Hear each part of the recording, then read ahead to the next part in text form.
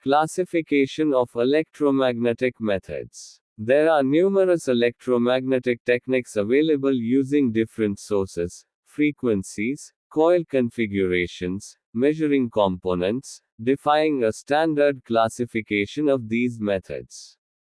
For convenience, a classification based on generally increasing frequency, starting from geomagnetic depth sounding to ground penetrating radar, has been followed here. Even this range of frequencies is changing with constant advances in electromagnetic instrumentation. Here is a list of various methods, the nature of their source, frequencies, and the measuring components. Both continuous wave (CW) as well as transient electromagnetic (TEM) can be used for taking measurements either in traversing mode or sounding mode. Description of electromagnetic methods. 1. Geomagnetic depth sounding. Geomagnetic depth sounding (GDS) relies on simultaneous measurements, using an array of magnetometers at many sites, of low-frequency magnetic fields, from induction currents in the Earth. From the known frequency dependence of the transfer functions, between the observed magnetic components, the conductivity variations with depth can be estimated. The application of low frequencies of the order of 103 Hz in GDS enables great penetration of the electromagnetic field up to tens of kilometers. Thus, the study of the conductivity structure of the crust and even upper mantle can be studied with GDS. 2. Telluric current method. This method exploits certain natural earth currents, or telluric currents that propagate as sheets over vast areas on the Earth. Their cause is attributed to several factors like the rotation of the Earth, ionospheric currents, tropical storms, etc. These currents are interrupted and modified by large-scale natural electrical discontinuities like major geological contacts, folds, faults, shear zones, etc. The telluric fields have magnitudes of a few millivolts per kilometer, and frequencies of less than 1 Hz. Measurements are made at a base and field stations. The equipment consists of high input impedance, and high sensitivity voltmeters of continuous recording type. The ground contacts are made making use of non-polarizing electrodes as in SP surveys. A comparison of the field gradients in two perpendicular directions, north, south, and east and west, at a station with those at a base, enables the detection of anomalous distributions of these currents in the ground. However, the features that can be mapped by this method are too large to be of any help in mineral exploration, and the interpretation is also qualitative. 3. Magnetotelluric method. The magnetotelluric method, or MT in short, is a development of the telluric method mentioned above. While the source is the same telluric current, the measurements are done of the amplitude and phase of both the electrical and the magnetic fields, the frequency range being generally 0.001 to 100 Hz.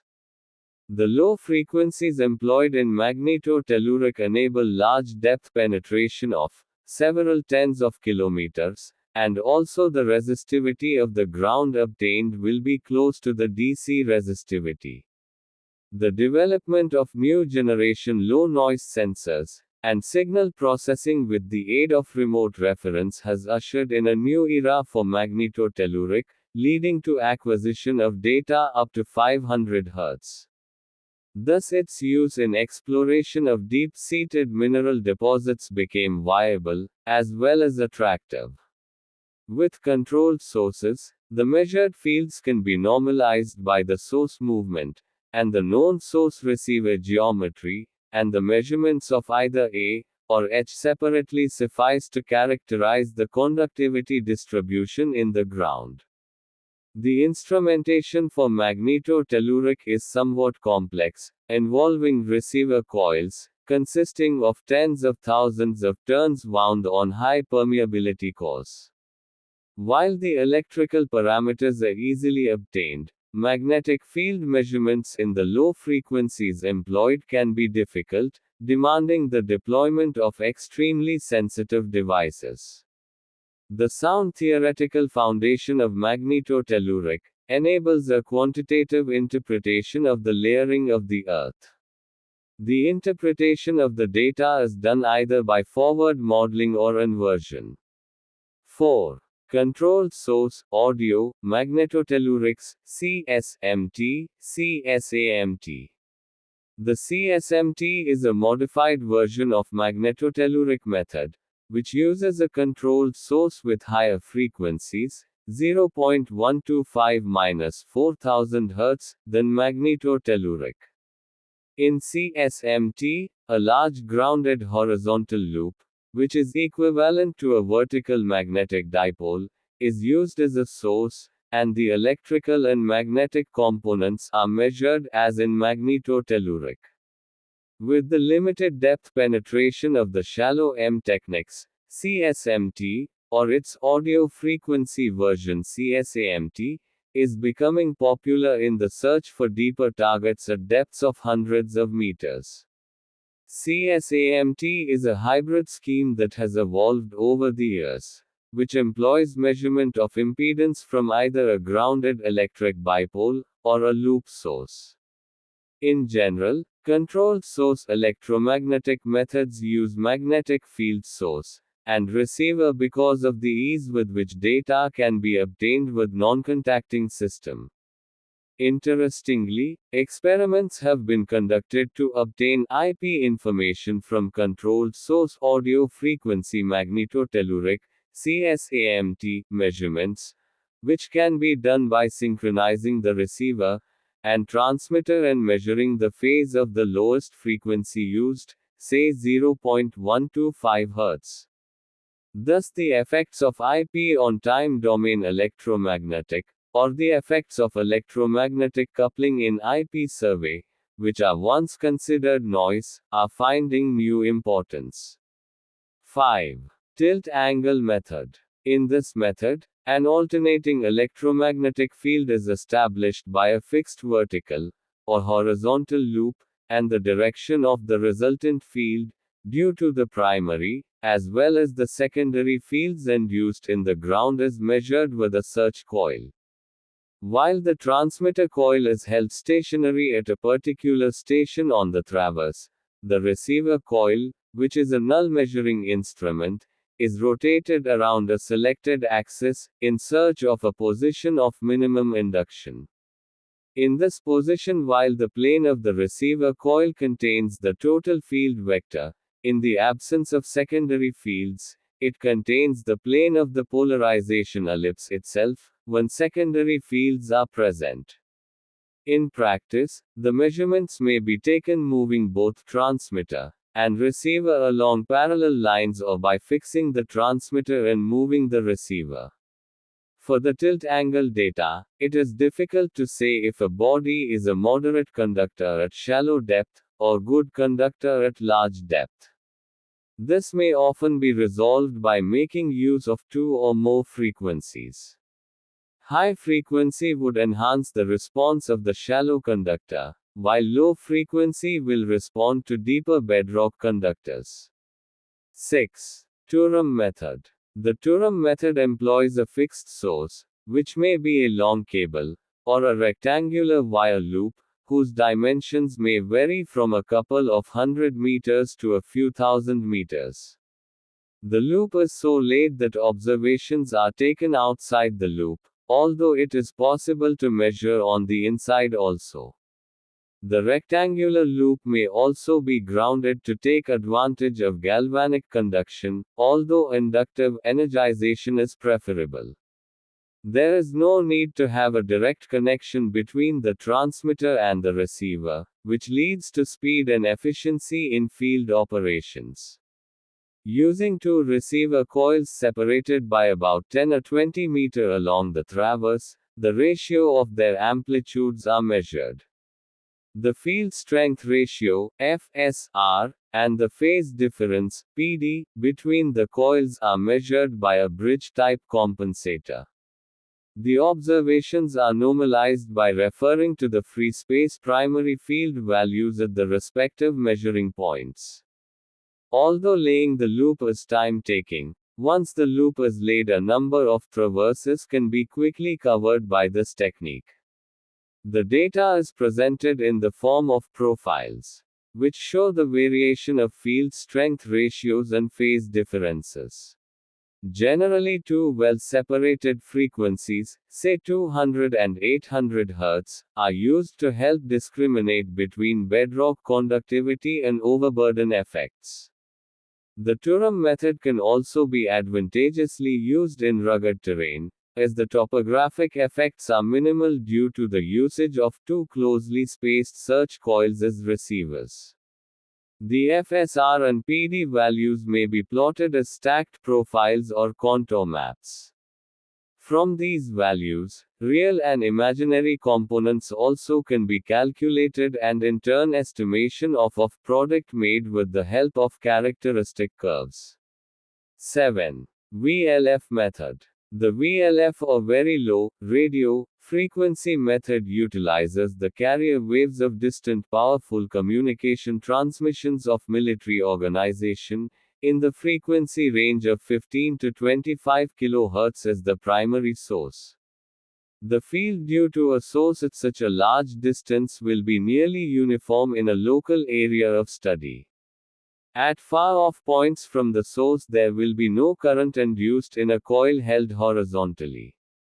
But in the presence of a subsurface conductor, the secondary magnetic field induces a signal. The method resembles the tilt angle method, which is obsolete now. VLF techniques are particularly popular in their airborne version. The method can be used successfully for searching both conductive and resistive targets. 8. Slingram method. The moving source receiver electromagnetic systems come with a variety of coil configurations, involving planar as well as axial options like orthogonal, coaxial, coplanar, vertical and horizontal, etc. Therefore, keeping the target and surroundings in mind, one can choose a setup which provides maximum coupling between the primary field and the conductor. One of the most popular moving source receiver systems is the Slingram. This contains two light horizontal coplanar coils, one transmitting and the other receiving, both moved in a fixed configuration along the traverse. The primary field induces eddy currents in the subsurface conductor, giving rise to a secondary field.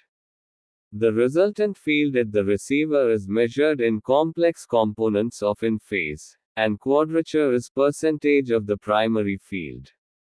This is enabled by a direct cable connection between the transmitter and receiver.